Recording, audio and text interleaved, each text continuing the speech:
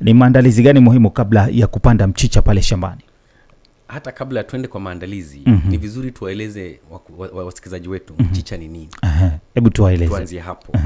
Mchicha ni mboga aina ya majani inayojulikana kama terere, ama kwa kimombo watu wengine wanaita kama African spinach.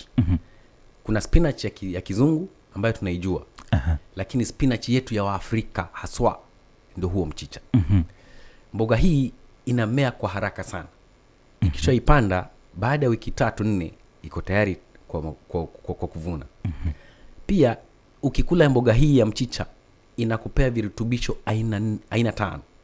Utapata vitamini ambazo ni aina hii. Utapata vitamini ya vitamin C, utapata vitamin A, utapata vitamin B, na utapata calcium, na pia utapata madini ya chuma ama iron kutoka kwa mchicha huu.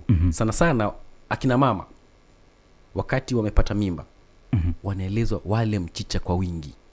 Wakishajifungua na pia wakati ule wamebeba mimba, kwa sababu ya hiyo iron ambayo wanahitaji kwa wingi. Kwa hivyo ni aina ya kilimo ambacho kina faida zaidi. Iko na faida tele.